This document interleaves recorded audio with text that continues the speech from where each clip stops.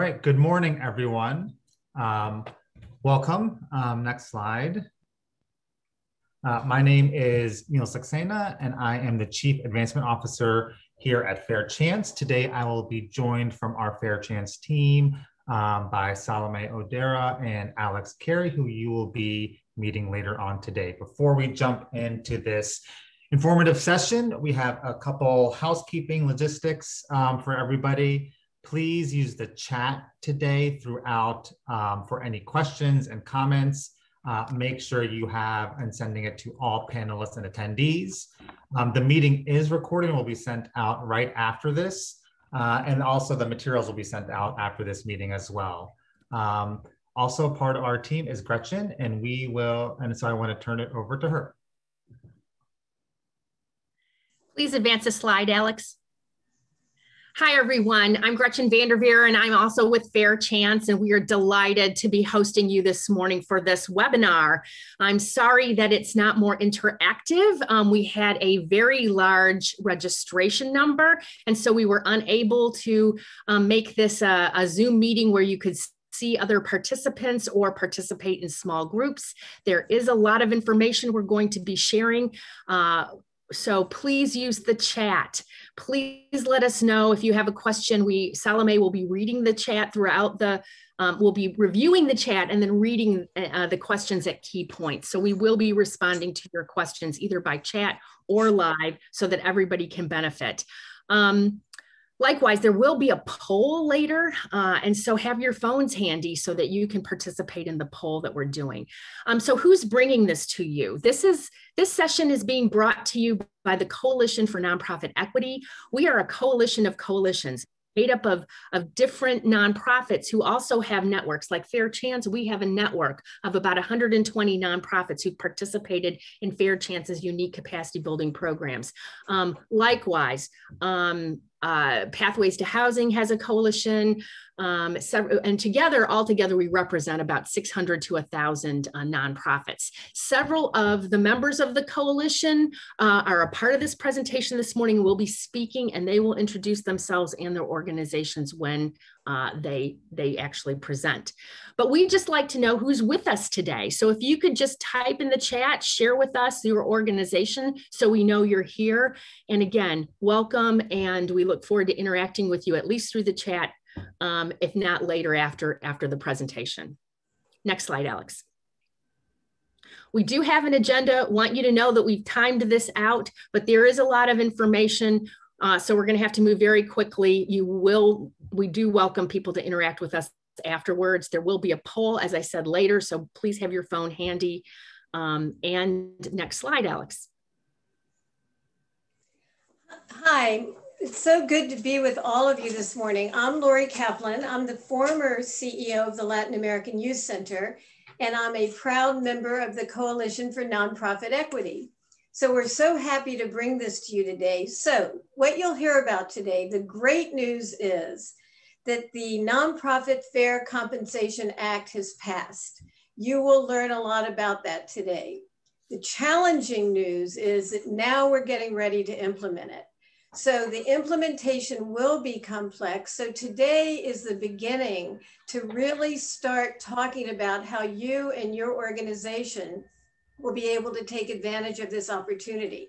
We hope to share experiences, challenges. We want to identify ideas, suggestions, so that we can make sure you're getting your true costs covered for all of the great work that you do. And most importantly, we want to learn how to collect the data and hold the government and the intermediary agencies accountable, because it will be a ramp up to ensure that this is fully implemented over the next few years. Next slide. So all of you, if you're a CEO, a CFO, or a board member, you understand why this is so important. For years, we've been complaining about the fact that nonprofits do not get their fair reimbursement for every single service delivered that they offer. This law is going to change that. So we will soon hopefully be like for-profit businesses and government who always have made sure that they get their costs covered. And now we're going to get that opportunity too. When we don't get our costs covered, we know the impact of that. We can't focus as much on salaries, evaluation, new technology. We're spending all of our time raising money to fill that gap.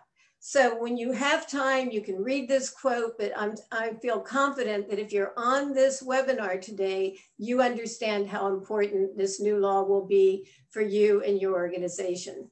Thank you. Next slide.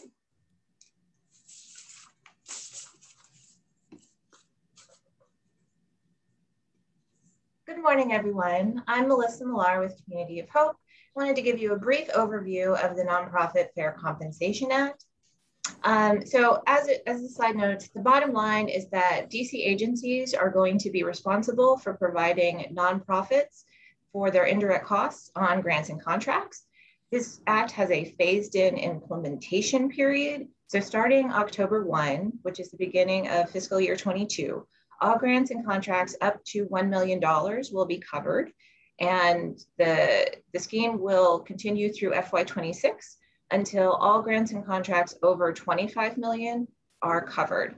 And what the act does is allow nonprofits to use either a federally negotiated indirect contract cost rate, or NICRA, or to develop use 4 different ways to develop your indirect cost rate. Next slide, please, Alex. So for organizations who may not have a NICRA, perhaps they don't have grants or contracts with the federal government, the act will allow you to choose 4 other options. So for small organizations, you may prefer to take just a standard 10% de minimis. For some organizations that already have grants and contracts with DC agencies, you may seek to renegotiate, go to your contract officer and your agency and say, you know what, this act has passed. Our indirect costs are actually 13% of our budget, and we need on our contractor grant with you for you to meet our 13% indirect contract rate. Similarly, if you had grants or contracts with multiple different agencies, and perhaps the Department of Human Services had said, yes, you have an indirect rate of 13%, that's what we will pay you, but you have a contract with CFSA, and they said, actually, we'll only pay you 8%. What this act says is that you would be able to go to CFSA and say, DHS honors our 13% indirect cost rate, and we would like to renegotiate our grant or contract with you, CFSA, so that you also are providing us our indirect cost rate. And finally, there's an option for a nonprofit to engage a certified public accountant, and they will help go through your books and develop what that percentage rate is. And the second part of today's presentation is a training with Paul, and he's going to help walk through everyone on how to develop this indirect cost rate. So thank you all for participating. And next slide, Alex, and take it away, Nahama. Thank you. Good morning, everybody. My name is Nahama Masliansky. I am at Some, so others might eat. Here's a snapshot of where we've been and what are moving into what comes up next. I need to start before the slide because we are here because Lori Kaplan started an effort in 2018 to create this law. And Councilmember Nadeau and 3 others actually did sponsor a bill, but it did not have a hearing, it did not pass. At the end of 2018, she started this coalition, and together we met with Robert White, we met with his committee staff, we met with the Office of Contracting and Procurement, and a bill was introduced. But it didn't have a hearing. We met with the chairman, Mr. Mendelson, and a hearing was scheduled and was held, thank goodness, in January of 2020. The bill had a lot more support in 2019 and 20 than it had before, but we still weren't sure that it would pass.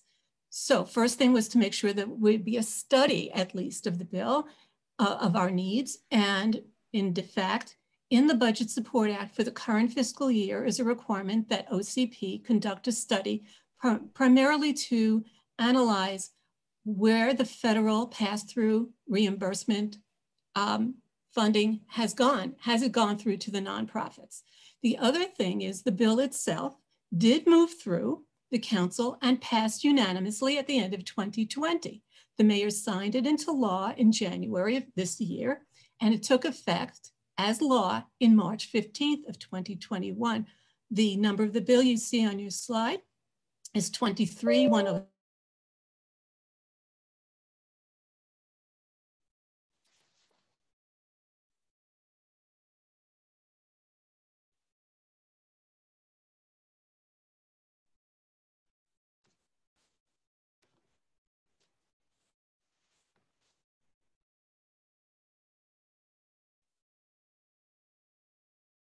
Did we lose Nahama? I think so, Gretchen. Okay, we lost Nahama. Yeah. Okay, everybody. Lori, do you want to pick up from Nahama? You're on mute, Lori. Okay, I think she had walked us through the history and where we are today. So I think we can go to the next slide. All right, so where we are now is honestly the most important thing.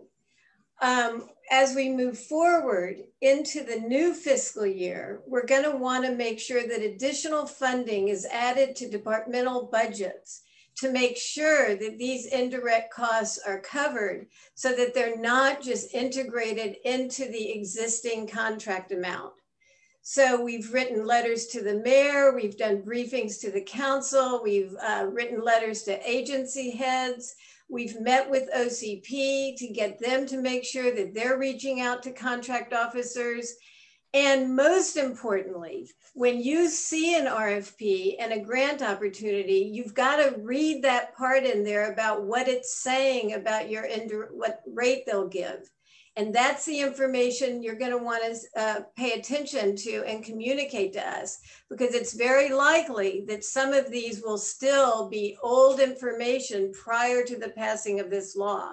So that when I spoke earlier about gathering stories and doing our testimonies, it's going to be really important to report back on how this is moving forward in all the different district government agencies and intermediary organizations like the Community Partnership or some others that are out there, to make sure that this is getting fused through the fabric of the contracting and grant opportunities here that we're all applying for. Next slide, please. Good morning. My name is Adam Mayer, and I'm the Director of Housing Partnerships at Pathways to Housing.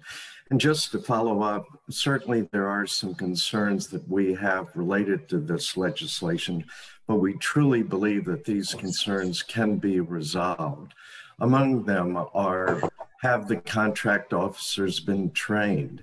Are the RFPs in compliance with the law? Will there be an unintended consequence of having an impact on cost and funding?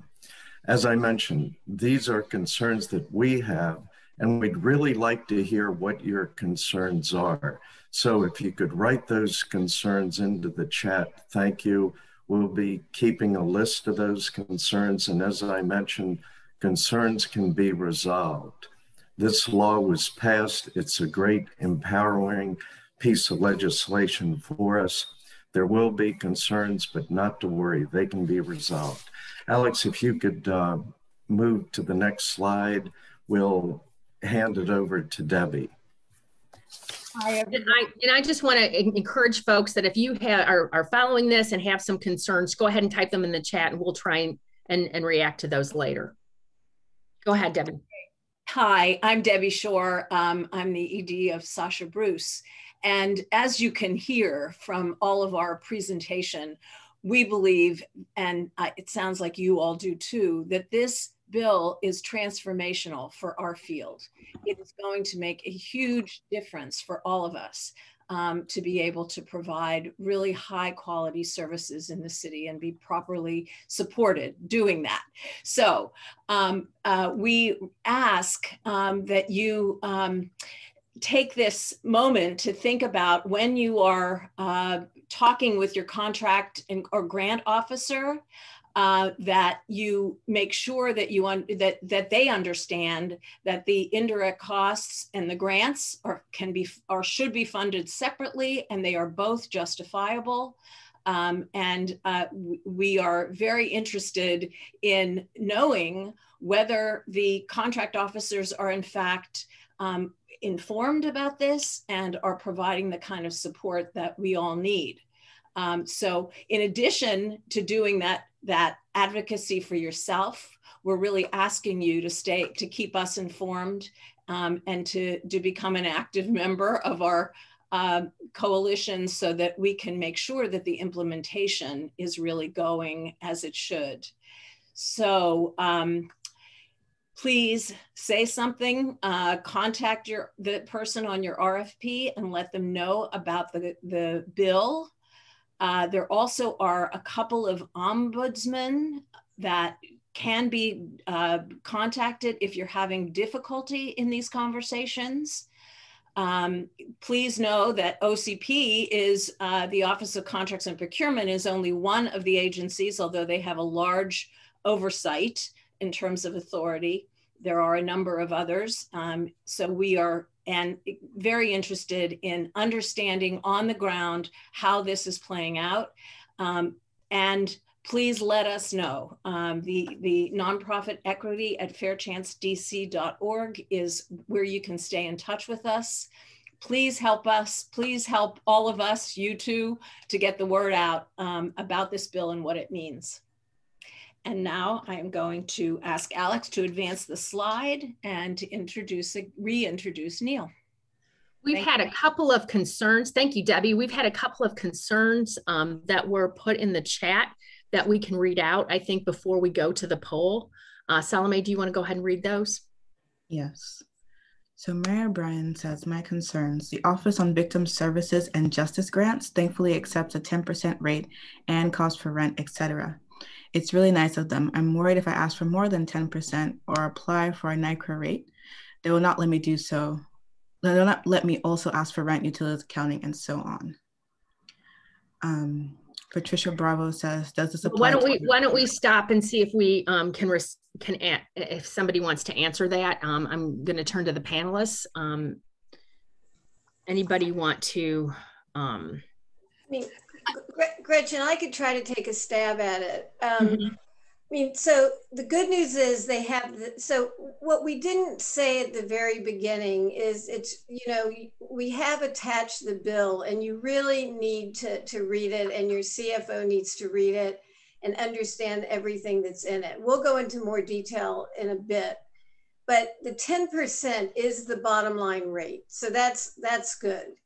It sounds like what you've also figured out to do is push off some of your other costs, like that are in fact indirect, like rent and accounting, into direct program items, line items.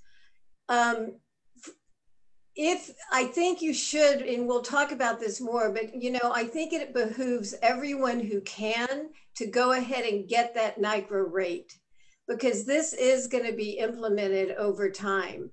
And if you're getting that NICRA rate, your rate might in fact be more than 10%. And it should, according to this law, cover those additional costs and be included in your application. So I don't think you should worry at this point about them not letting you ask for rent, utilities, accounting, and so on. I think you should try to follow the law and put your rate in.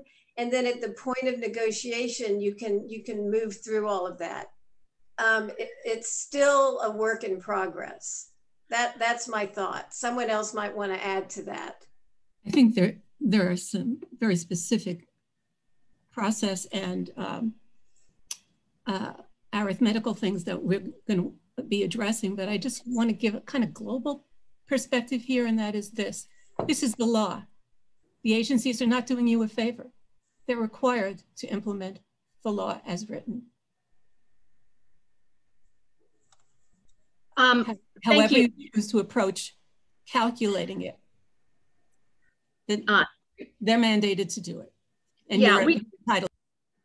We've got several questions that have to do with very specific questions about what you can include in an indirect rate. And I just want to encourage you to stay on for the second part of this two-part session today. The second part is actually going to go into the details on what is included in Fringe and what is included in the M&G part of the rate.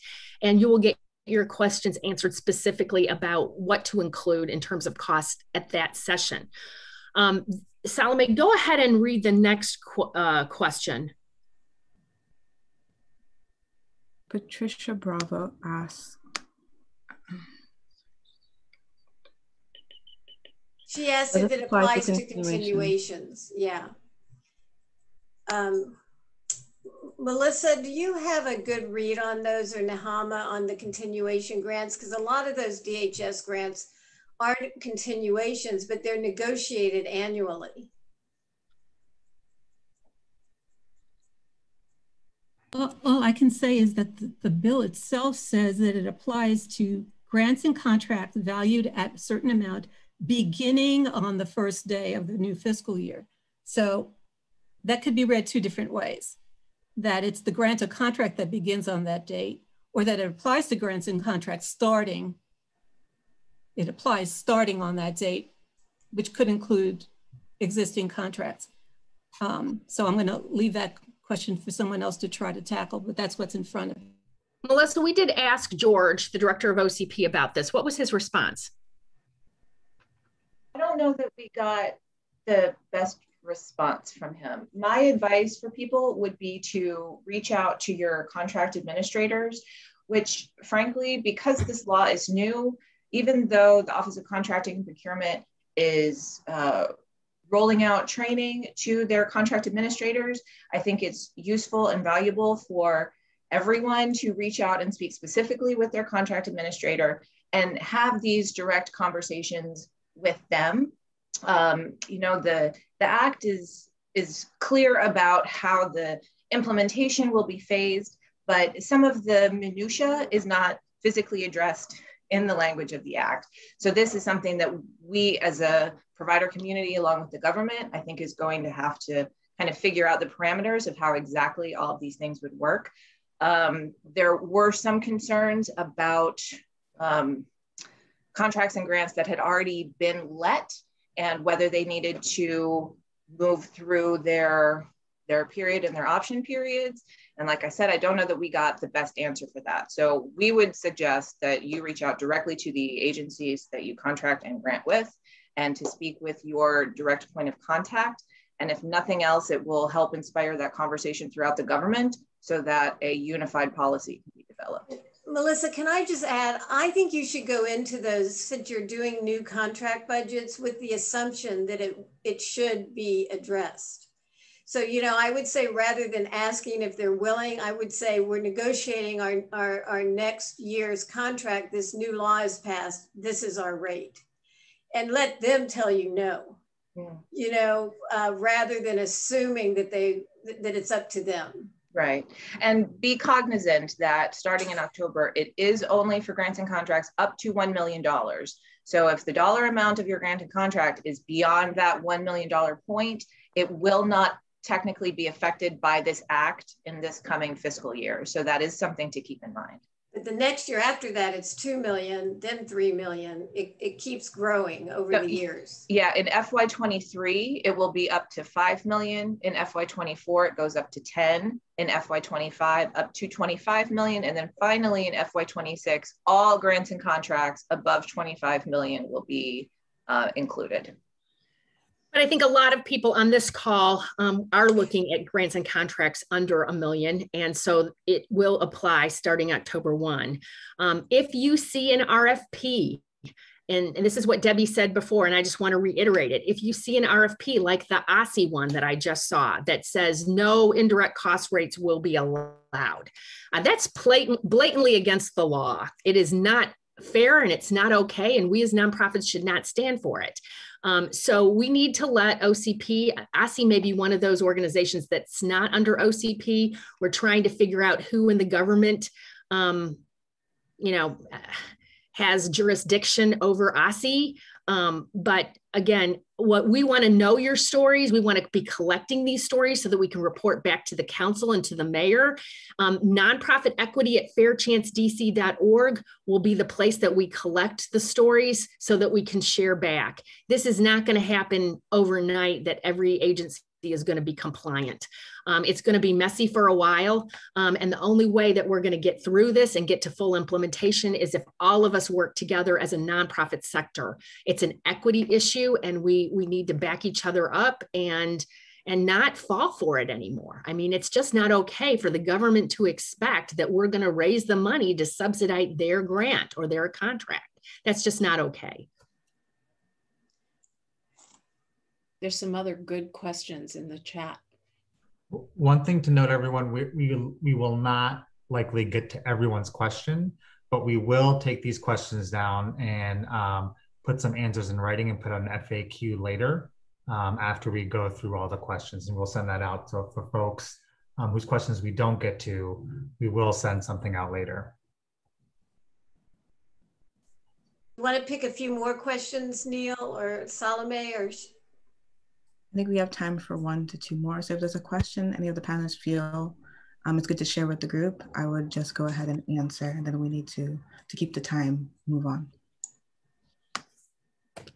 Here's one I think is important. Well, they're all important, but here's one I think we can comment. It says, if agencies are not aware of this, does that mean that the additional costs were not included in budgets? We do not think that agencies included this into their fiscal year 22 budget. However, the DHS budget document says they still have to cover it. Brianne Nadeau made sure that was put into the budget documents. We also know that in some cases, like out of school time, they wrote into their RFP a paragraph about this new law. So what we're seeing is a lot of inconsistency.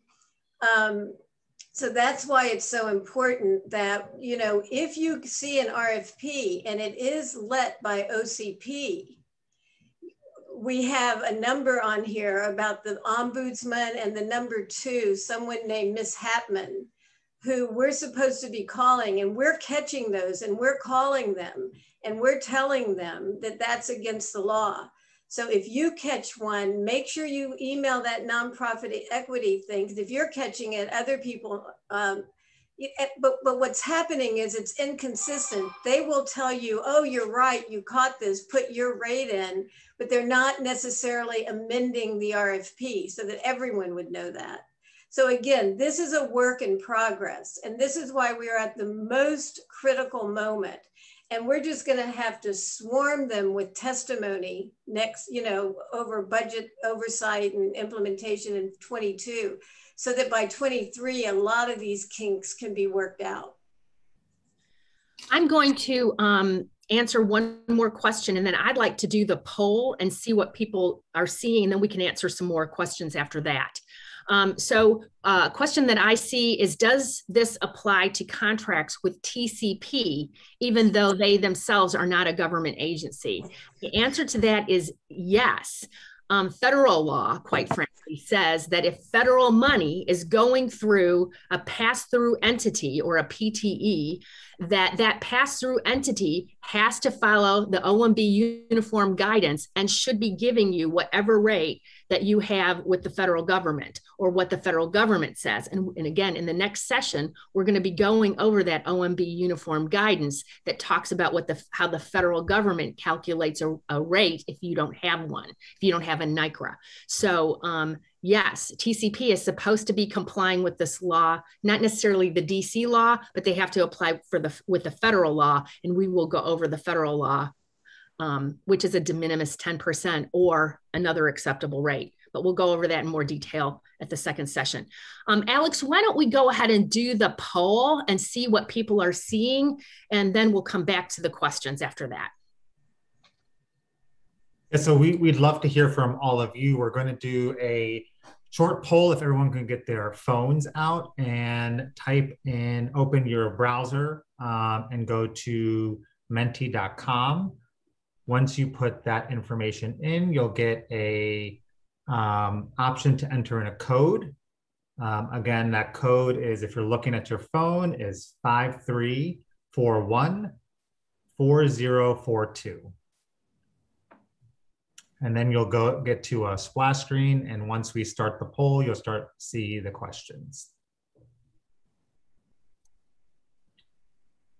All right, so I'll give everyone maybe a couple more seconds and then we will run through the questions.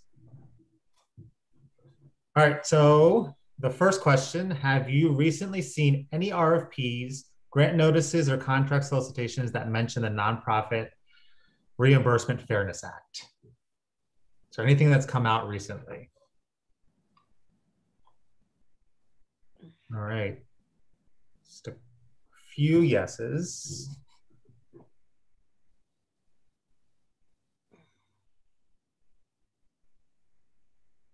Okay.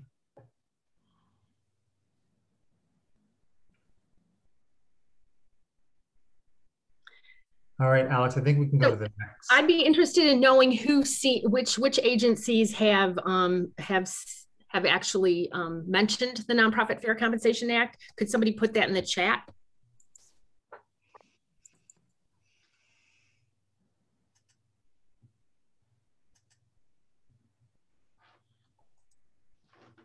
Okay, as folks are putting that in the chat, maybe we can go to the next question. Have you recently seen RFPs, grant notices, or solicitations that limit overhead and or prescribe a specific overhead amount? I think someone asked that question earlier in the chat. And so we'd love to hear from other folks.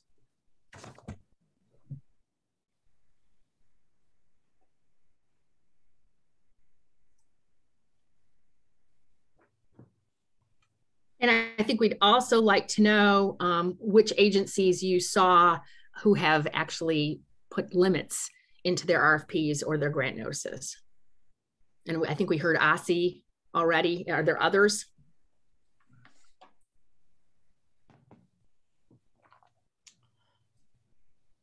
It's like OVSJG. Uh-huh.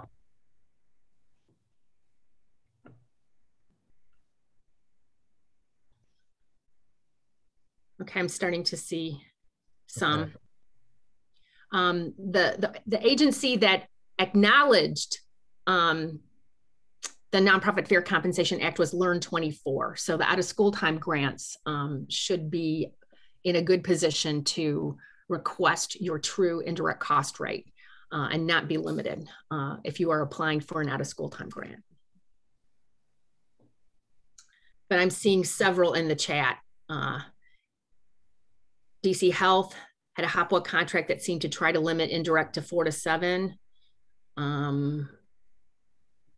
HASTA, MOLA. Any others that we should be concerned about or that we need to let OCP know about?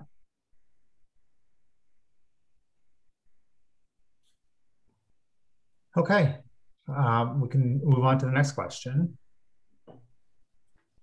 Have you had any conversations about overhead or indirect costs with local government agencies, or has it been presented at any pre-bidders meetings? So have any of the program officers or contract officers reached out to you or you in a conversation, or has this been shared at any of the pre-bidders meetings that they've hosted or had maybe virtually?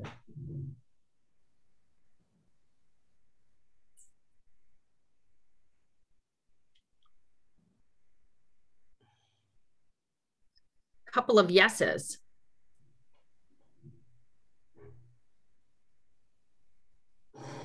Those and if folks can share have you initiated those conversations with them, or have they brought the conversations to you, the government agencies?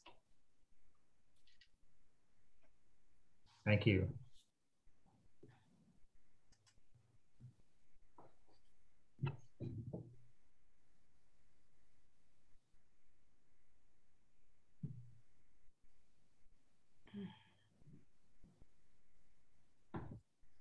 Okay, congratulations to some for being the initiator. Again, we have the law now. We can use the law in our conversations.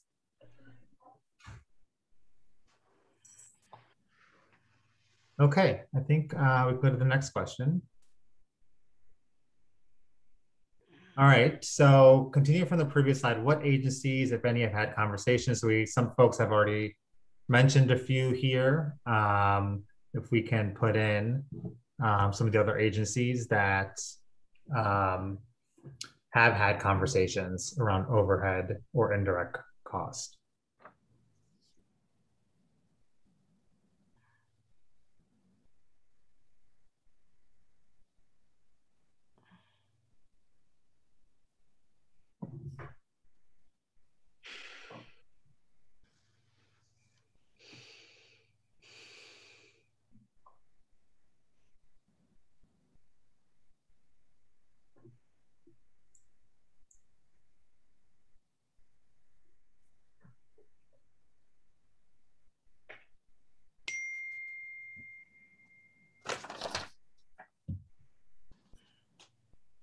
Okay.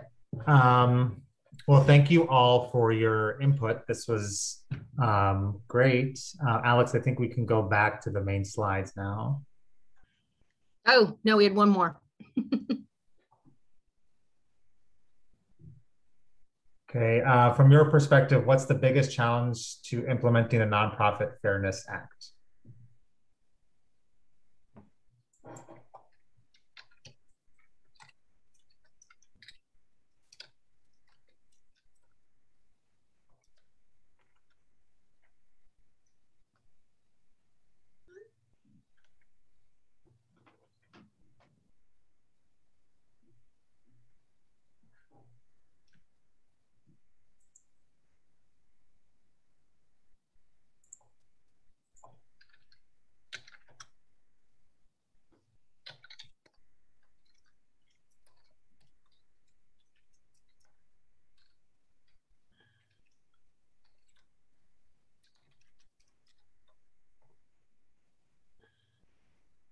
So some of the comments, hoping that the funding doesn't come out of programs, awareness, time. Let's see, power dynamics between agencies and nonprofits. Alex, if you don't mind kind of scrolling down, I think some are coming below. Thank you.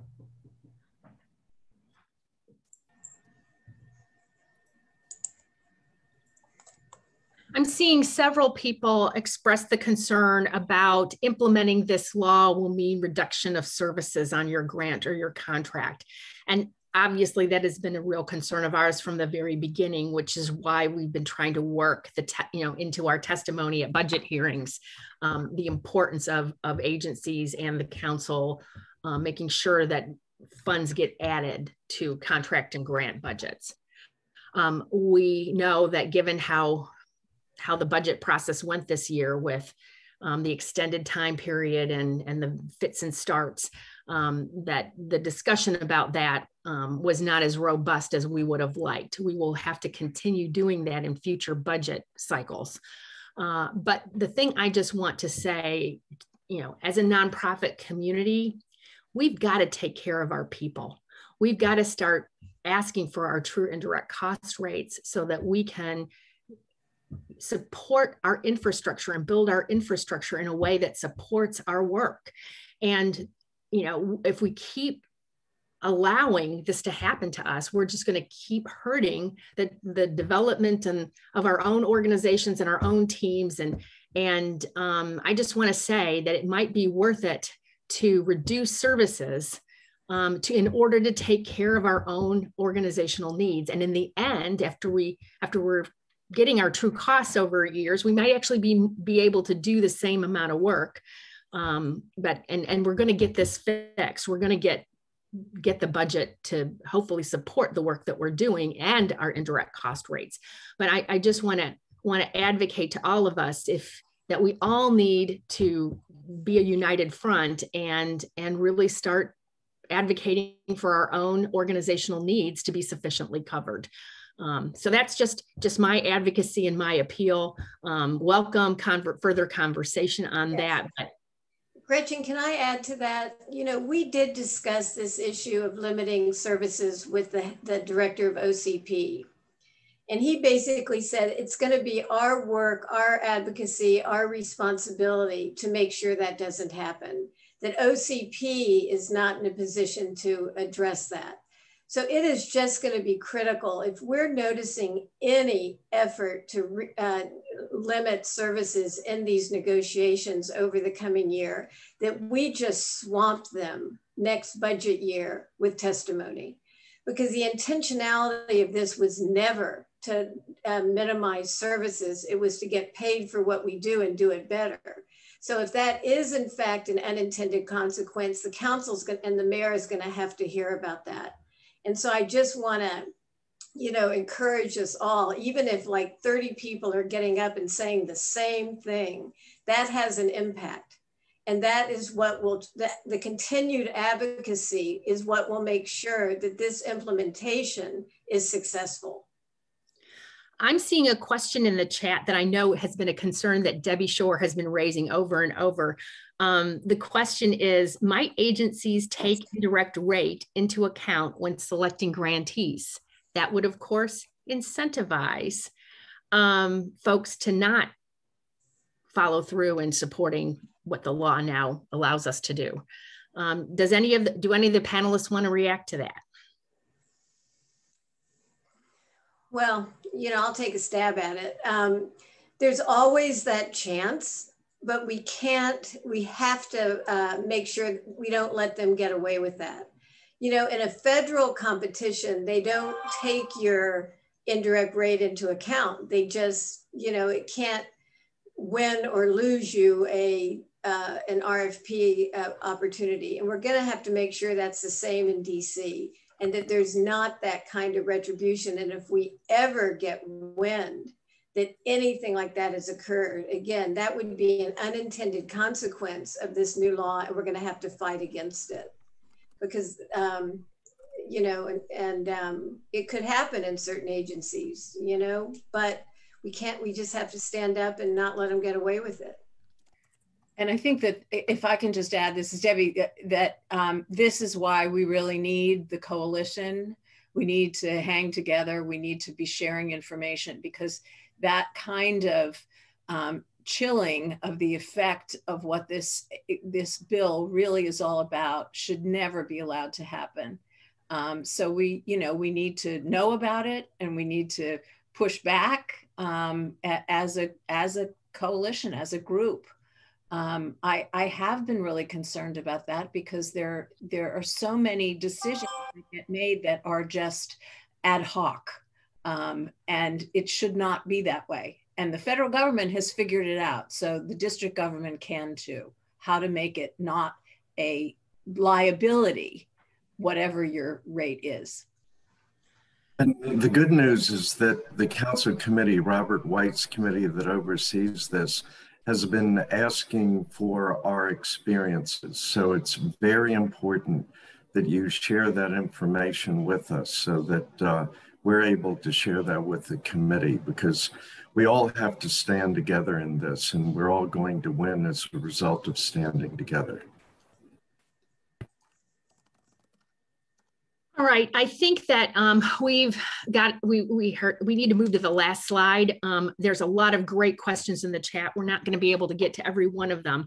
What we will try and do is respond to, we are saving the chat, and we will look at your questions, and we will respond to them in writing and try and get those out to everybody within 2 weeks. We'll do the best we can on that. But I think we need at this point to go to next steps and asks. And Neil, I think you're up. Gretchen, I can add, anybody's welcome to join our coalition. Yes. You know, we meet on a regular basis, and, you know, we're so happy to have you. You know, we don't have a logo. We're not a 501c3. We're just a great group of people working hard to make sure this law gets implemented. So please, if you're at all interested in joining us, you can come to our meetings too. Great, thank you. Neil? So thank you. We will send all this information out after this. So that's one of our next steps. This is an equity issue, and we are all in this together, as Lori said.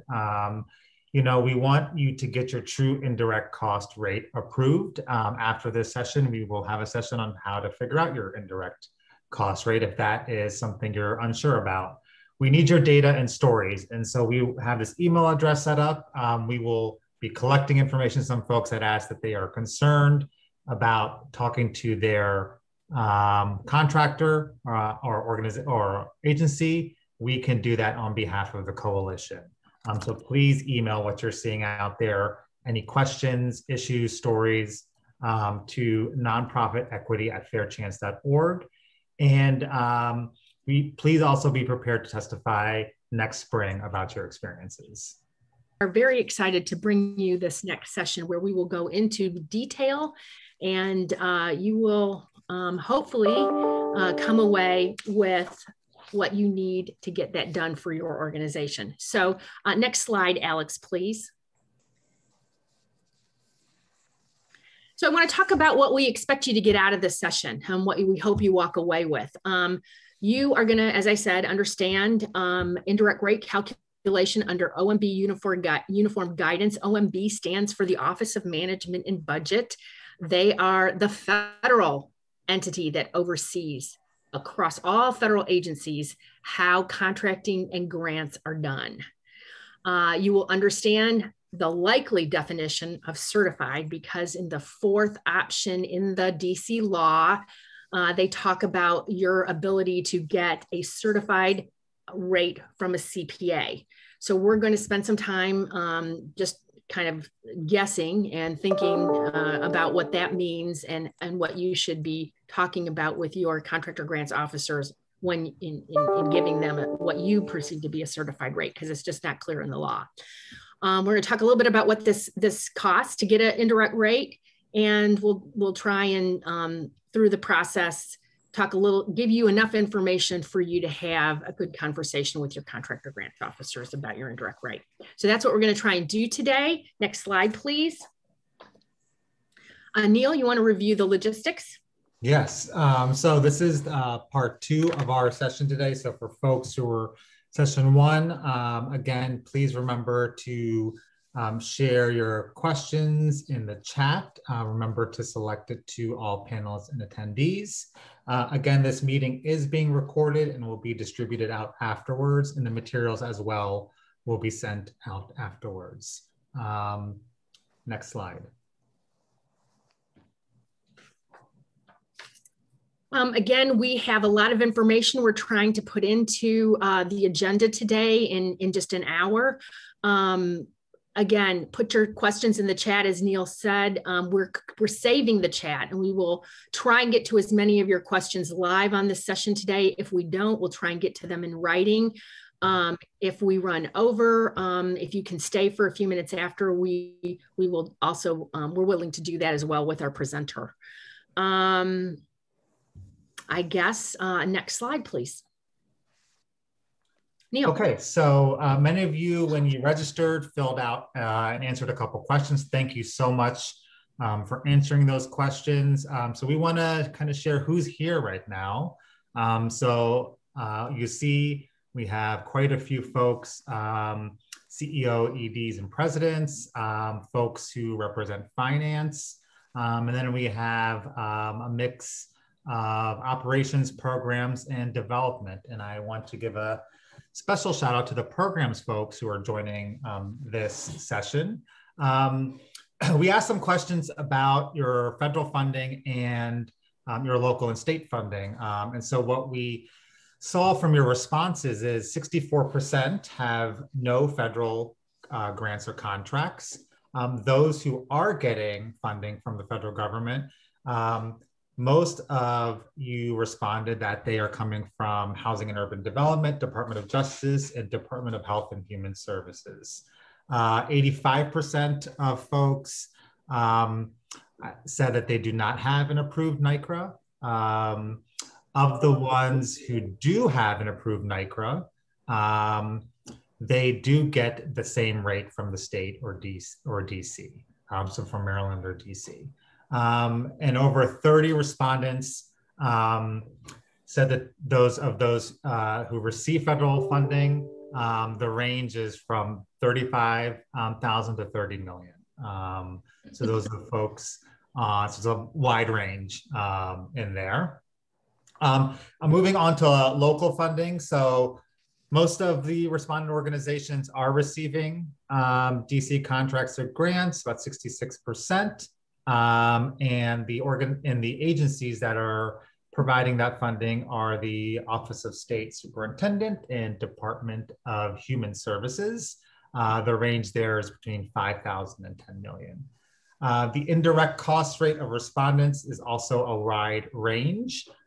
We got many different answers for the indirect cost rate, but we saw a lot of folks answering that it is around 10%. So many folks are getting a 10% indirect cost rate. So we want to thank you so much for answering these questions.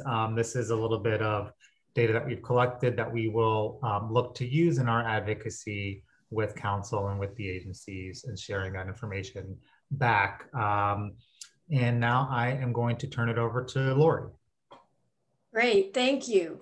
So, you know, figuring out an indirect rate really takes an expert. And we're so fortunate today because we have an expert with us.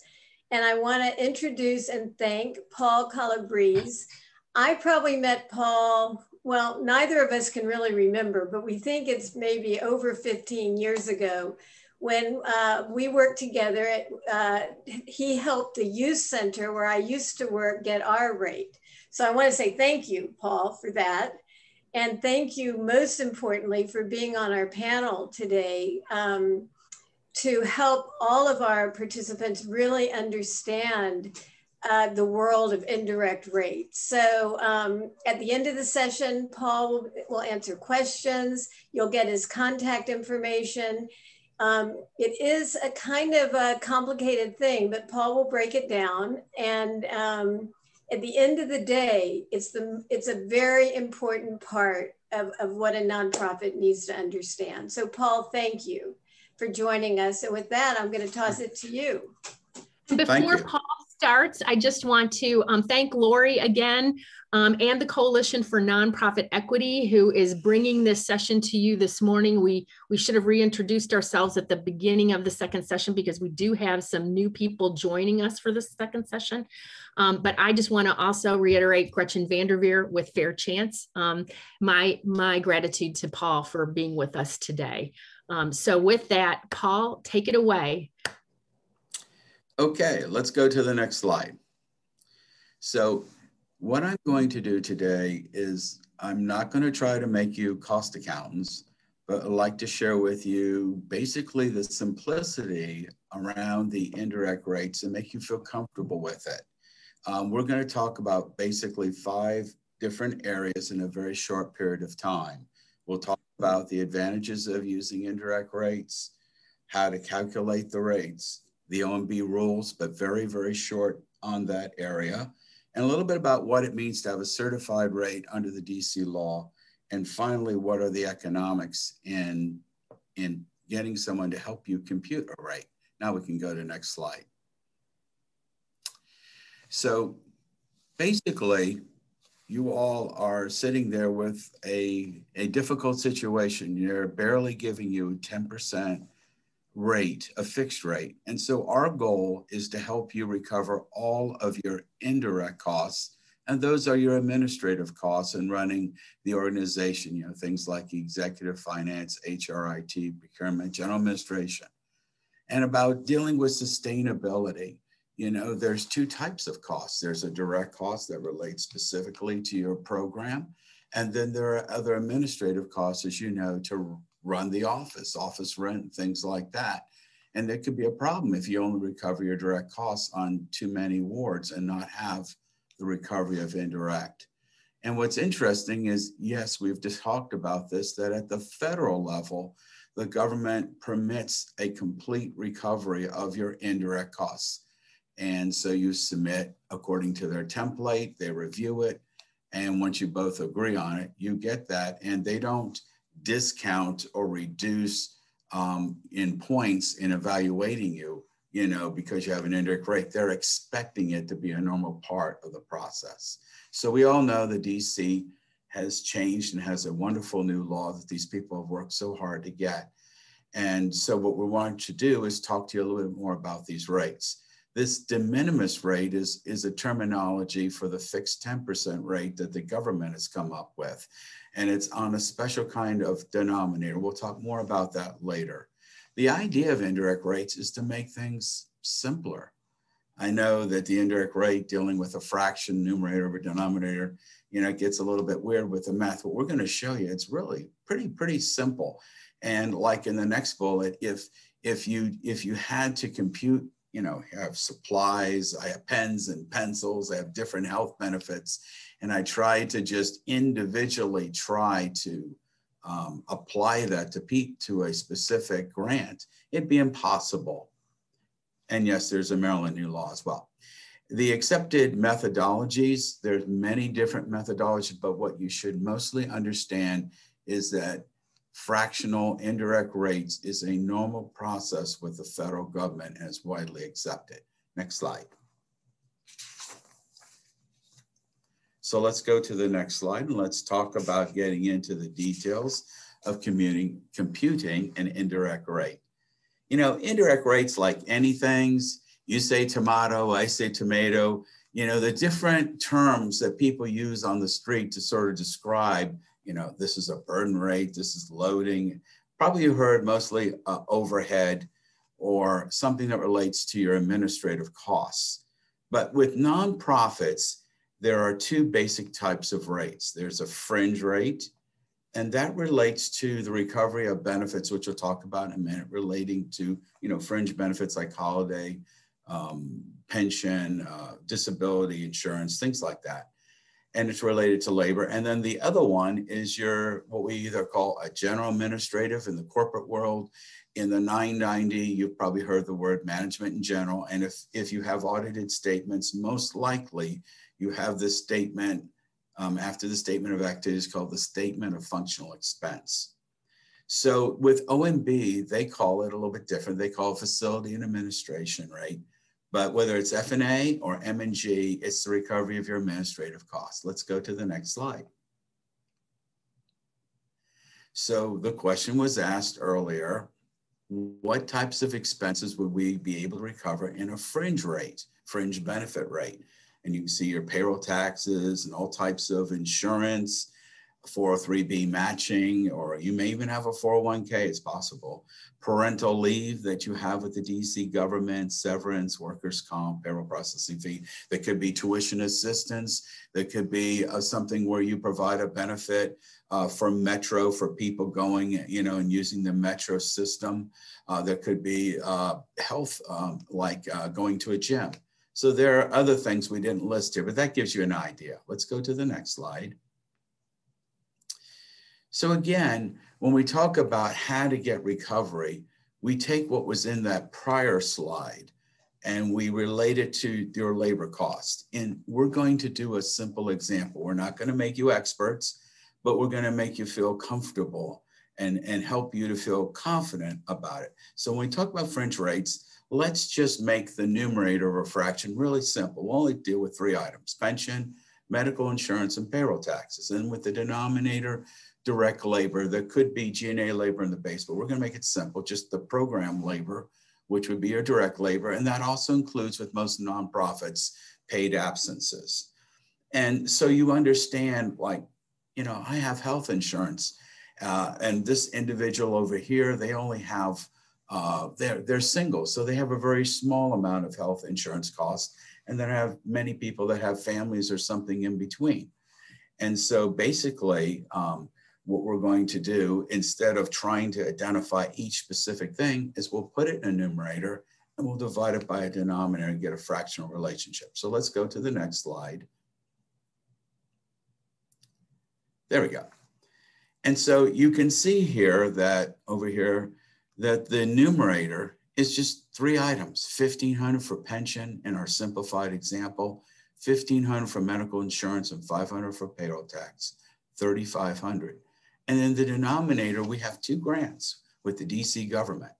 And in one of them, we have $2,000 in labor, direct labor, and $8,000 direct labor in grant B, total of $10,000. 3,500 divided by 10,000 is 35%. Now I'd like to say congratulations. You just have graduated and now you understand how to compute indirect rates. But let's not stop there. Let's go to the next slide. And we have to take that 35% fringe rate and apply it so that we can see how much we get in cost recovery on a particular grant. So in grant A, we have 35% times 2,000 equals $700. Grant B, we have 35% times 8,000, we get 2,800. Notice the little secret that accountants, we always like to have numbers agree to what we start with. Remember that the numerator was 3,500, 700 and 2,800 equal 3,500. The 2,000 in direct labor plus the 10,000 and 8,000 equals 10,000 labor. So we start back with what we started with. Okay, let's go to the next slide. Now we're going to do something very simple, as you've also asked a very important question. Well, what is included in an indirect rate that benefits the entire group or a nonprofit, what we call management in general, M&G rate? And you can see things that are typically, we can't give you because it'd be a very long list and it would vary by entity. But you can see that in the numerator here for an M&G rate, you would have things relating to the executive director's office, finance, HR, IT, purchasing, facility management. But then you have, so those are functional things that includes labor and their own benefits. And then you would have things, line items like space rental, right? Audits, insurance, those kinds of things. So there'd be a variety of those types of things. We've tried to simplify it, and we're just going to use a simple number of a total of 150,000. And it's divided by a denominator. The denominator has two components. It has your internal programs, could have membership, fundraising, public relations, lobbying, any of that kind of thing. And then, and that's 900,000 in our example. And then there's 100,000 of just one direct cost DC grant. So 100 and 900 obviously is $1 million. 150,000 over $1 million is 15%. So I congratulate you again. You now know how to compute an M&G rate. Let's go to the next example or slide. So we want to know, again, it's very important when you've gone through all the difficulty and problems of putting together an indirect rate such as 15% for M&G. How do I apply it? Well, generally you apply it to the direct costs on a DC grant. And in this case, it's 100,000. We can try to make it simple. So obviously 100,000 times 15% is 15,000. Therefore, the total amount of your recovery on the grant or value would be 115,000. And there's just a simple definition that the uniform guidance, that's the OMP regulation, says that basically it's the sum of your direct and indirect costs applied, which was the 15%, less any offsets like rental income, credits, rebates, and refunds. So there could be some adjustments to it. Okay, next slide. So putting it all together, great title for a slide, indirect wrap rate. Indirect wrap rate means now we had a 35% fringe rate and a 15% M&G rate. We don't add them together when we put them, we actually multiply them. So we take 1.35 for fringe, 1.15 for M&G. We multiply the two together and we get the answer of 1.5525. So what does that mean, that fraction? What that fraction means is for every direct labor or program dollar I spend, I receive 55 cents that I need on the dollar to cover my fringe and my M&G. So if I had, for example, $10,000, I would need $5,525, something like that, in fringe cost and in M&G costs when I do my application or my proposal budget to cover that 10,000 in direct labor. We want you to have full cost recovery and you need to understand the math. And trust me, we will get to the federal piece. All of this is based on the federal piece, and we will shortly get to that. Thank you for that request. Okay, next slide. So some other things. Paul, there's another question that relates to the M&G rate. I'm wondering if you might want to take that now. Sure.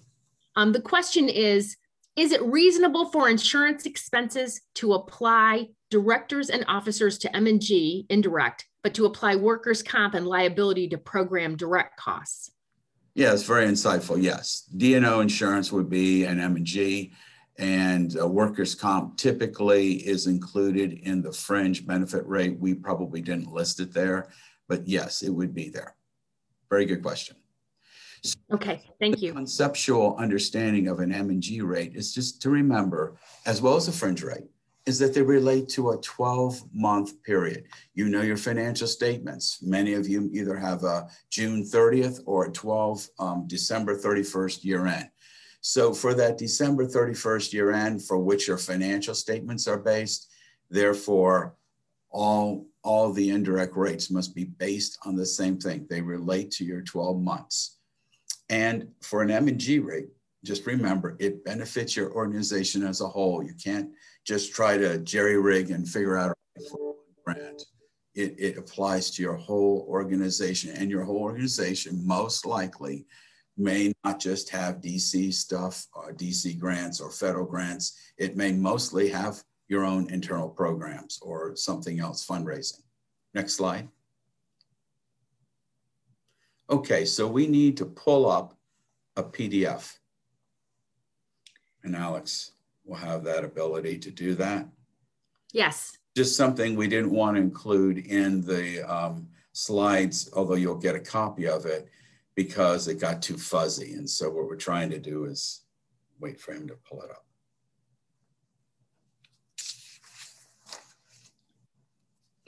While we're waiting for them to pull up the additional slide, there's another question, I think, Paul, for you. We have heard that the rate is always backwards looking, meaning we must look at what happened last year to make our NICRA rate for this year. Is that correct?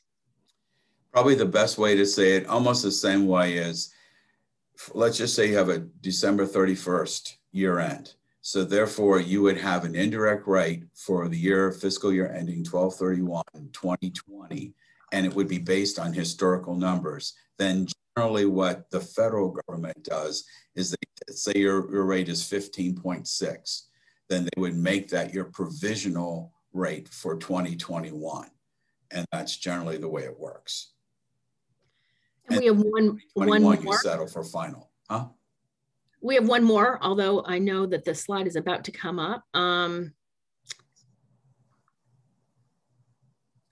Is it appropriate for the district to restrict applying our indirect rate to the rental amount specifically for the program because of our indirect rate includes funds for the admin office?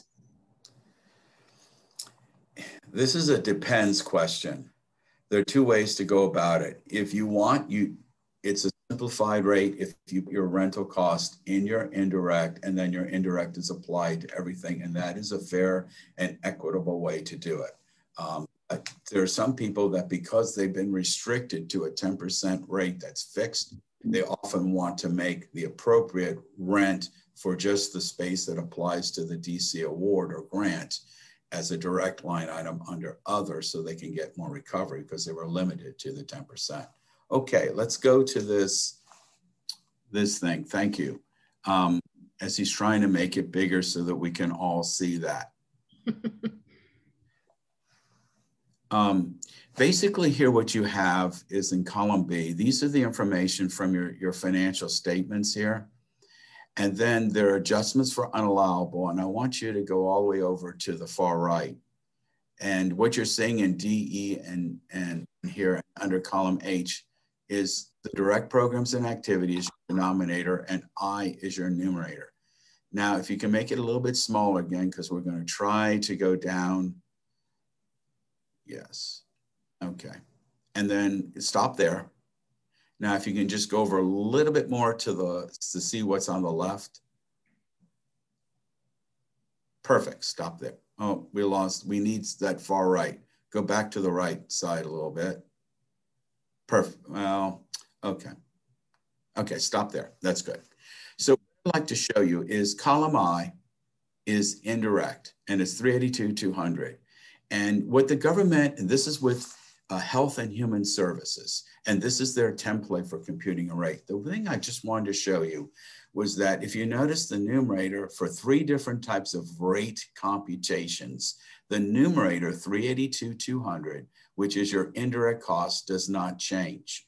The denominator, they allow you to try to use, if you like, a direct labor base and a very high rate, a direct labor plus fringe, a little bit lower rate, or what we call a modified total direct cost base, which gives you the lower rate.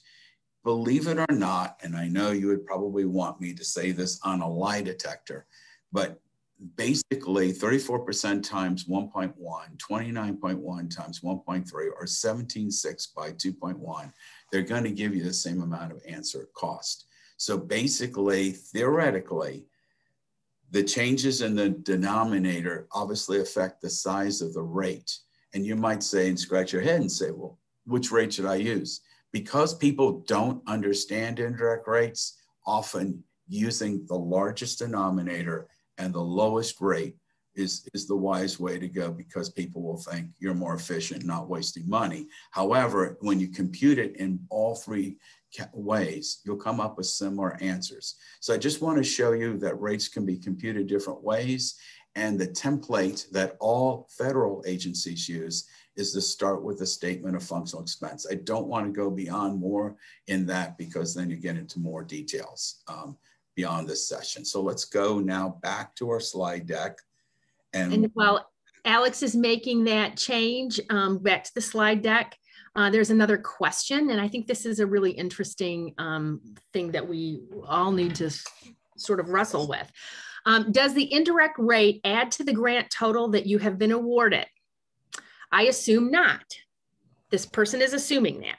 So for example, if we receive a $500,000 grant from OVS, and the grant is funding the salaries and other items we have, the direct costs, the items we absolutely need, we really can't take advantage of the indirect rate. Response to this person? Yeah, I mean, I can, but it's also related to how the agency interprets, but probably most likely, if you have $500,000 and it was pretty much program cost, and they didn't allow, let's say 10% to be that fixed rate, and now you have a negotiator rate, let's say of 20%. Yes, you will be probably giving up some program dollars to have that, because it's a fixed amount. And let me just say one last thing. Even the federal government, when they advertise procurement applications, sometimes they will say, we're going to give out $1 million awards. You do, entity, with it what you want with the 1 million. And assuming that you need 20% rate to get full cost recovery of both your fringe and your administrative costs, that's what you have to do. But we're limited because of the way that Congress or some other obstacle has set it up. So you would sometimes want to blame the government, but sometimes it's the way that they've got the money, and either by public law or if the DC law has gotten a passed down block grant, and there may be those restrictions on it. So it's something to consider, but yes, it probably will take away from program. I don't know if that fully answers everything.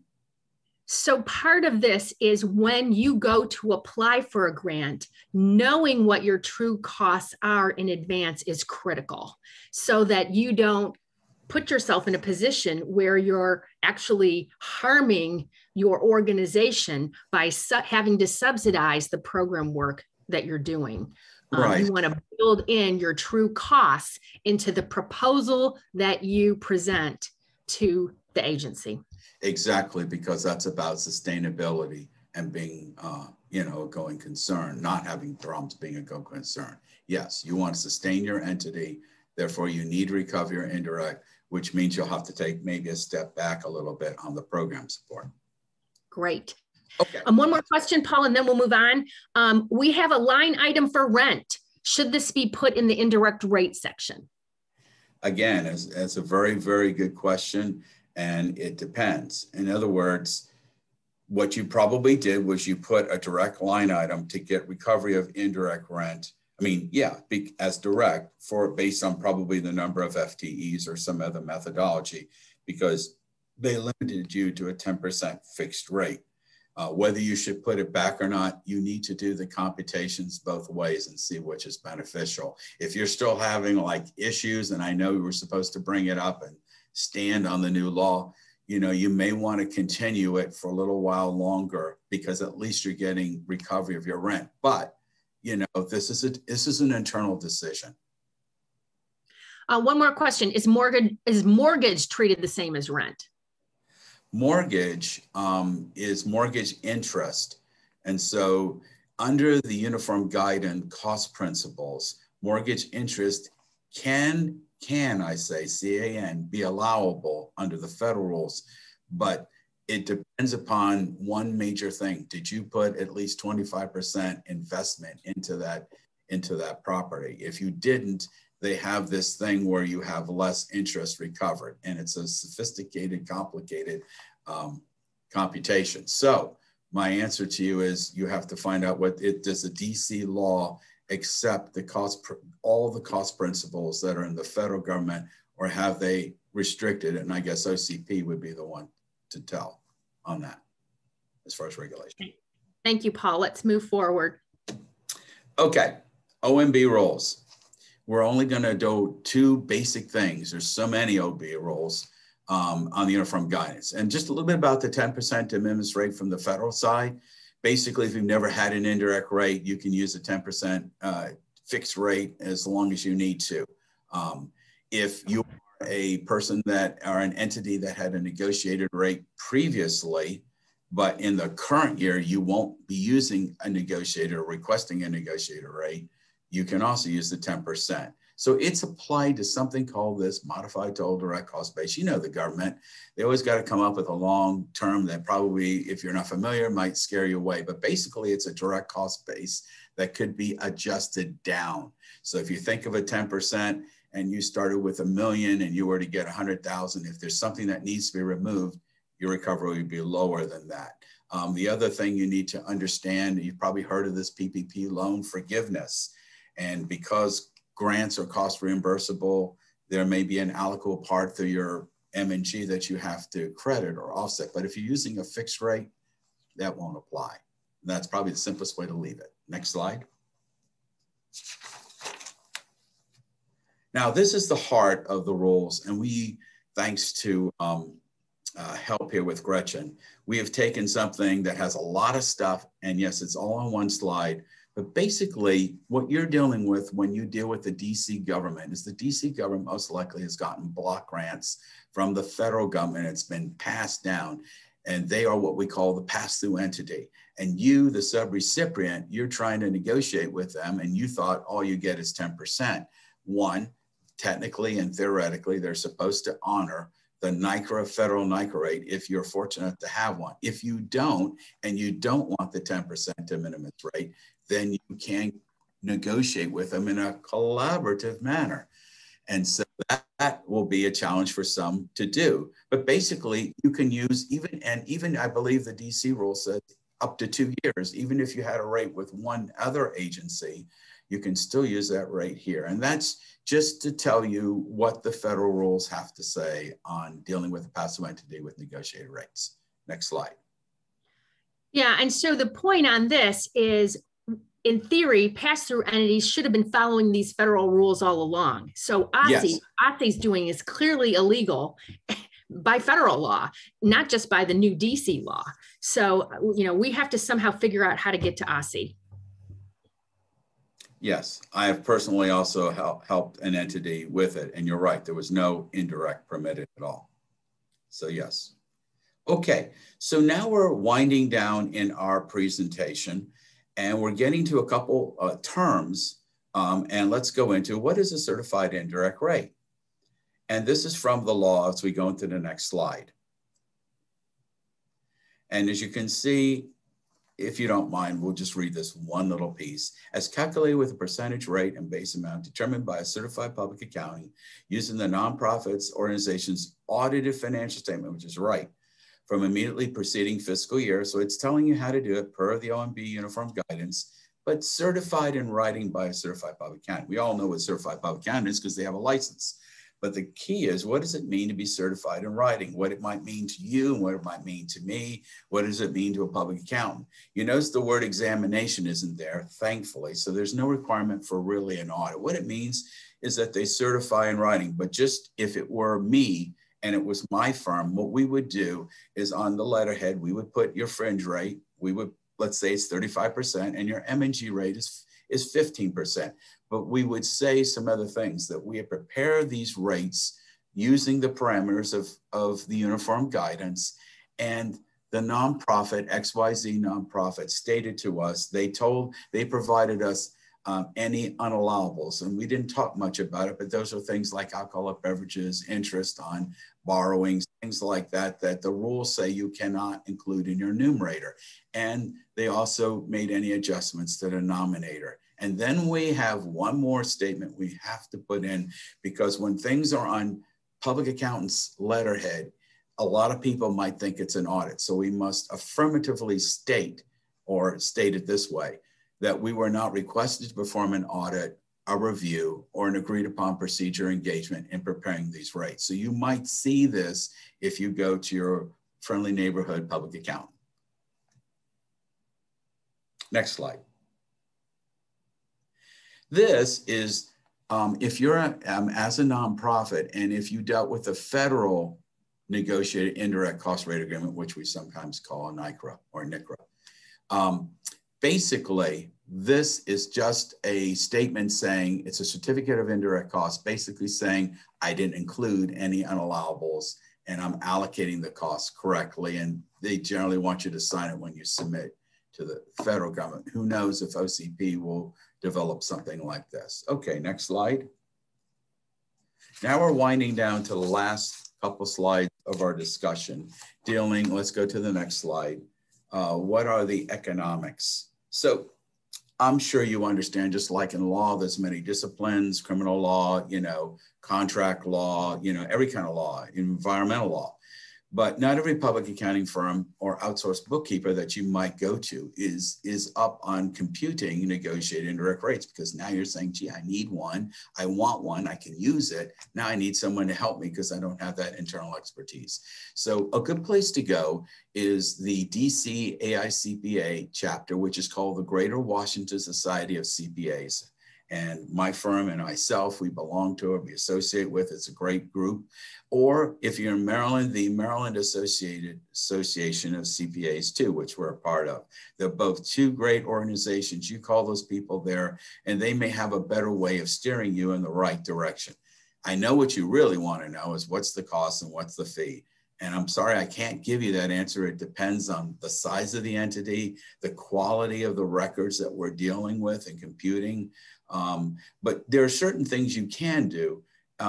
Say you have a $20,000 award, right? And you can get the 10% de minimis rate. So what, 20,000 times 10% is 2,000. Even if you had a 20% rate, so maybe it goes up to what, 4,000 or something like that.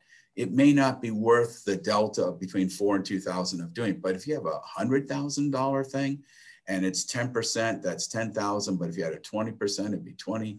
The difference of another 10,000. And as your grants get larger, that's the way you probably internally figure out if it's worth it to get a computed rate. Next slide. I believe this is our last slide. So things that will impact a fee from a public accountant or an outsourced accountant's perspective is, basically, first of all, we want to make sure that they're trained in what they're doing, but they're going to they have to reconcile what you give us, your schedule, to your books and records. Thankfully, most nonprofits have audits. And so we would go to the audit. That's generally what we do. We would look at the size of the organization in terms of revenue, like I said before. And there's a big key. As you begin to deal with indirect rates internally, you will have what we call the general ledger, which is how you arrange your books and records. And if your general ledger accommodates, is set up to show what's direct versus what indirect, computing a rate is a lot easier. It facilitates doing that. And so again, if you have a small award, it may not be worth doing it because 10% is fine. And I'll add one last thing. You could be a mega nonprofit that has 200 million, but you have only $100,000 or a $200,000 award. Your system isn't really set up to compute indirect rates. It's not something to do it because there's so many departments. It's super complicated. Taking a 10% also may make sense. So I'm going to turn it over to Gretchen. And I thank you for allowing me today to make this presentation. I wish you all well in computing these rates and getting full cost recovery. Thank you, Paul. That was a really, really well done walk through what it takes to get an indirect cost rate and how to compute it and whether or not it's going to be worth it to you to even do that, given the size of the grant or the contract. We are now at the point where your questions, however specific they are, we're going to try and get to. So please put them in the chat. And after we see how many we have and whether or not we're going to be able to get to all of them, we may also ask if you think a follow-up session would be helpful. Paul has agreed to potentially do that if we think it's needed. So I'm seeing some questions in the chat. Let's see what we can get to here. Okay.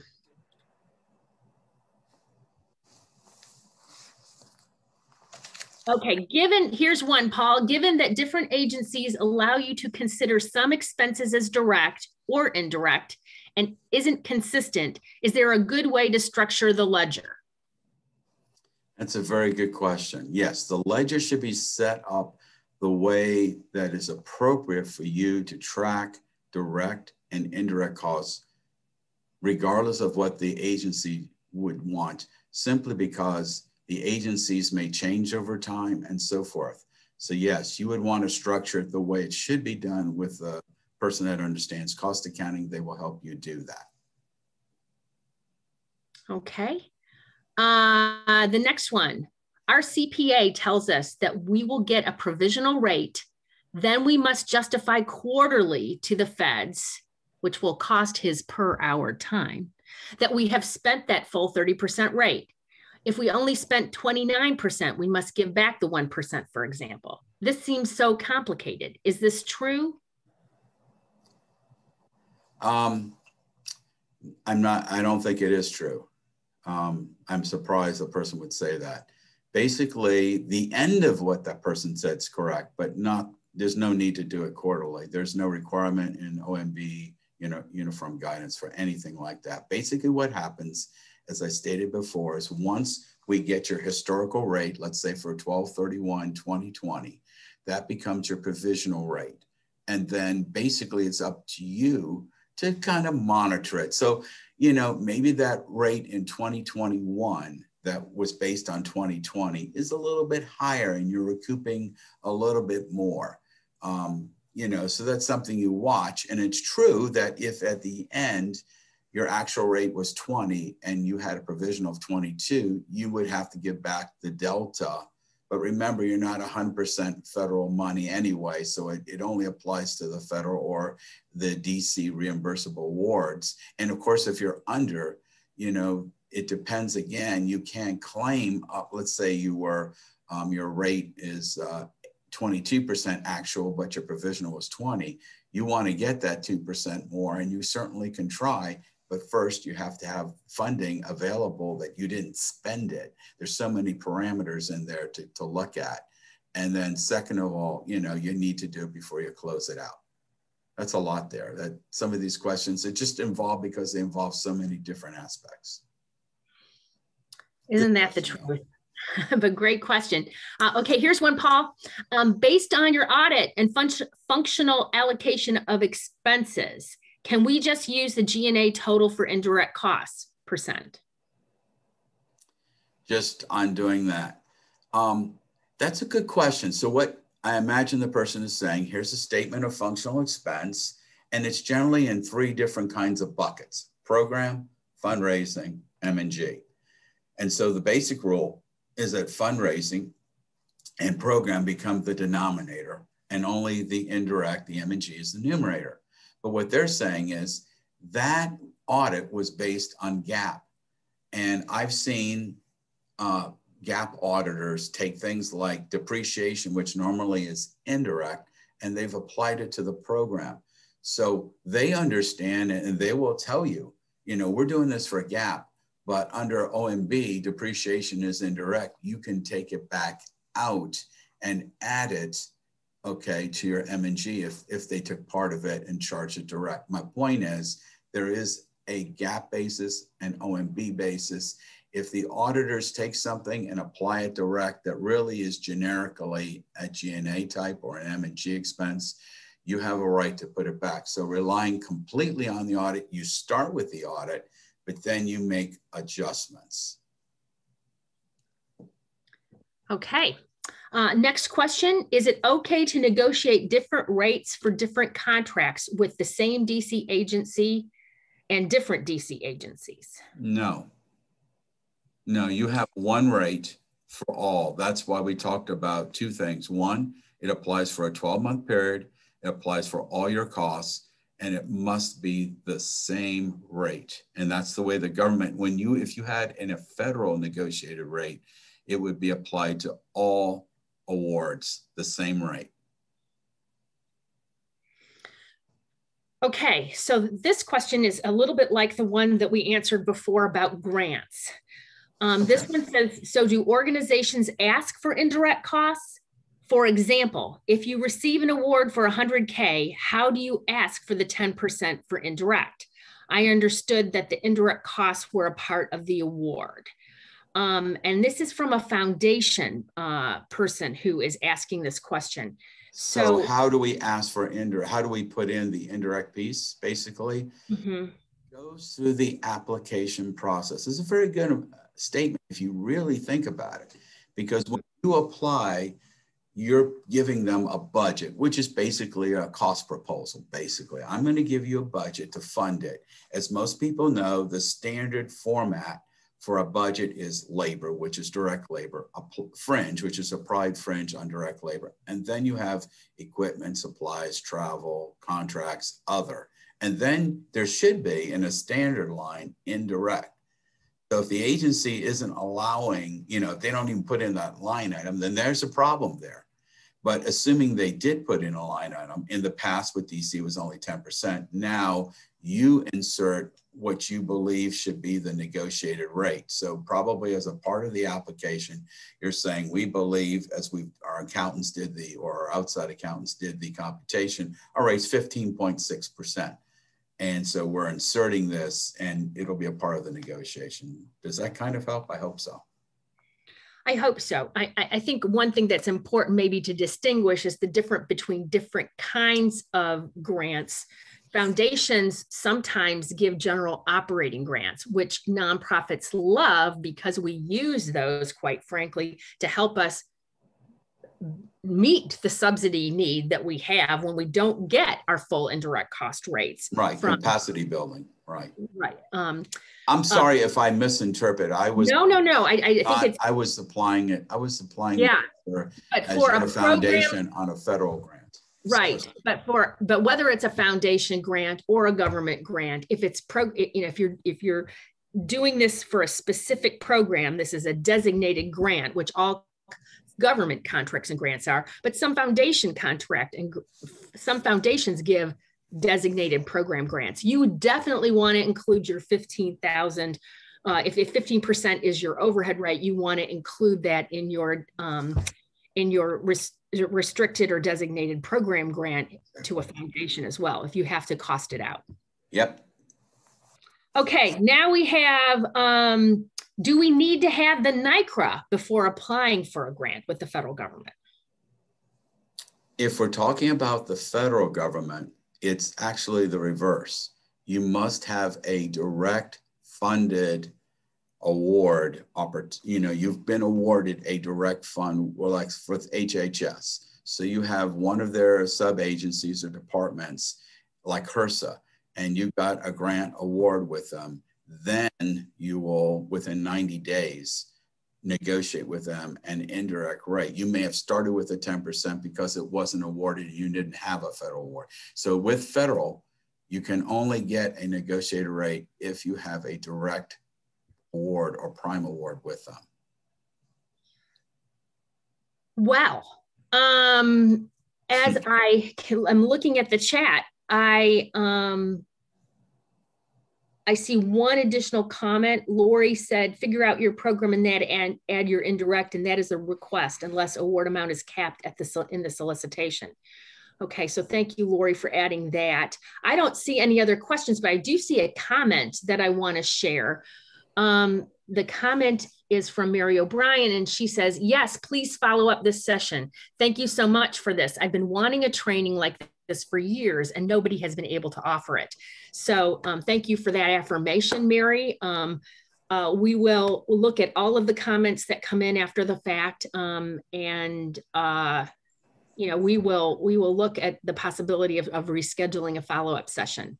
And Gretchen, let me mention one thing, and Melissa may need to correct me if I'm wrong, but as I understand it in our conversations with OCP and with George, the director there, part of what we're advocating for is that the city set up a way in which our nonprofit community can work with them to get their rate. Now, that doesn't preclude you from working with someone like Paul or another wonderful person to get your rate. And I would, if it makes sense for your organization, I would move forward on that. But one of the things we did ask for was that there be a mechanism whereby nonprofits could work with the city to get a rate. And then that rate would be used across all district government agencies. So I just want to note that it's not something that we've had a ton of conversation with OCP about. We have offered to help them think that through and to get that started, but it hasn't come up lately. But I think that's still part of our advocacy agenda that we hope to get to as this evolves.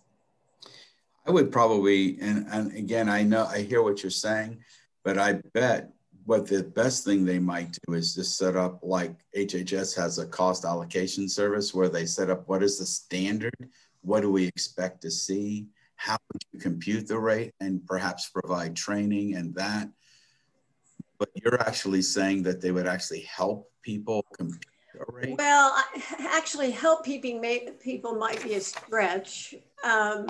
But it was some mechanism whereby those nonprofits that didn't have a rate could somehow work with the city and get a rate. And I don't know if they were going to put someone on contract. I mean, again, it's so preliminary, Paul, as I understood it. But I do think the ball is in our court that we could advocate for what we want them to do in that regard, and that we need to figure that out. So I'm just noting that. It doesn't mean that there wouldn't be a cost involved. There was no conversation that it was necessarily going to be for free or anything, but it was part of our conversation. And Melissa, was it actually written into something, or is that wishful thinking on my part? I think it's wishful thinking. I think so. When Illinois did this a few years ago, they created a special office that nonprofits would be able to contact, and that office would help them work through the development of their indirect rate so that it would be easier for them to use throughout Illinois government grants and contracts. The District Act didn't contemplate setting something like that up. It was something that we had mentioned to OCP with meetings that we had with them, but the act itself doesn't require them to do that. It's, I think, something that the community itself might, if we continue to bring that to OCP, wouldn't it be nice if you had an office that was established that could help organizations do this? Maybe that's something that they could stand up, but it wasn't contemplated initially. Right, but George was the head of OCP was open to that idea. He thought it was a great idea. The other thing I wanted to mention to our audience is that this, for us, really was a first step, and Gretchen's very articulate in describing this, but it's a first step in helping the city sort of begin to clean up what we all felt was a bit of a messy contracting you know, systemically, it's kind of all over the place. You know, there's lots of different contracting authorities. People use different rates or they don't use a rate. So, you know, this is a beginning. But when we looked at what Illinois had done, it went far beyond this. It also had a lot to do with creating a entry point for proposals and contracting. So, you know, my hope is over time that we'll be able to continue in our efforts to make our nonprofit sector not have to work as hard as they work just to get the funds that they deserve to have to help people. So I just wanted to mention that as well. This isn't necessarily an end game. It's a big, big, big beginning, but we hope it'll lead to much more. And it's all about really, you know, across the country, because these same kinds of laws are having to be passed in other states as well. As Lori mentioned, Illinois, New York, Maryland did this back in 2018. Across the country, I think the social sector is starting to realize that it's not okay that we have been treated like the poor cousin. You know, we deserve to pay our people well. We deserve to have computers that work. We deserve, and all these are a part of our indirect cost rates. And so we need to be able to advocate and to justify that these are true costs of doing business for us.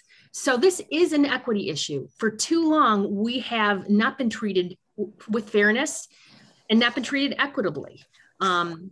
There has been, for whatever reason, and I think we can all think that probably racial injustice has a good bit to do with it, but we have been treated unfairly and discriminated against, whereas, you know, the government itself pays itself for their true costs of business, and you know, the accounting for-profits is completely different than accounting for nonprofits, and so they don't even, this is not an issue for them. It's only an issue for us, and we need to address it. So I just want to thank everybody for being a part of this session. Our next steps, you know, we will be sending out this slide deck and the recording. We're going to go through the questions, and not right away because we'll need some time, but we'll try and send out some general answers to the kinds of questions that we've seen here. We may set up a follow-up session and send out to the list of people who registered, as well as to our wider list that we sent out the notice about the session to. You can also call Paul directly or contact Paul directly. His contact information is going to be on the next slide. But before we go to that, I want to say, if you see something, if you see an RFP or talk to a contract officer that is not respecting your right as an organization doing business with the government to get paid what you deserve to get paid, then say something, and say it through the various links we provide in this slide deck, as well as, you know, tell us your story. We're collecting them on nonprofit equity at fairchancedc.org. We will be sharing these stories and the data that we collect about what you experience, good and bad, with the mayor's office and our contact there, and with Robert White's committee, and with the director of OCP. And we're still doing our best to figure out if there's any entity in DC that sort of oversees grant making agencies. Right now, it seems like those are the rogue entities out there, but we're going to do our best to try and get to this OSSI issue, as well as any other issues with agencies that are making grants and are not complying with this law. So I want to thank Paul. That was amazing. Thank you so much for giving us your time this morning, and all your time that you and I spent together trying to put the slide deck together, and for offering to do another session if we need it. And again, thank you to Adam and Debbie, Lori, Neil, Salome, Alex, Nahama, Melissa. That's who I see on my screen. Is there anybody I'm missing? Yeah, why don't we get the next slide just put up real quickly so we can get Paul's info. There it goes. And we're at 11 o'clock. I don't Gretchen, see thank you so much for your assistance in all of this, your leadership. Yeah. Yes. Well, it was our pleasure. As Fair Chance, we're all about championing nonprofits and helping them be the best that they can be. So we are delighted to do this. I'm thrilled that this law was passed. Kudos to the Coalition for Nonprofit Equity. And we are going to continue to make sure this law gets implemented. So again, With that, I think that we are going to sign off, and you can expect to hear from us via email with the slides and with the recording. Hey, it's And it great. looks Thank like you. somebody from OCA.dc.gov joined us, Division of Grants Management, or has put that up as, oh, good. Thank you, Bridget. That may be who we've been looking for. So really, really appreciate that, Bridget. Okay, everybody have a great rest of the day, and thank you for joining us today. Bye-bye.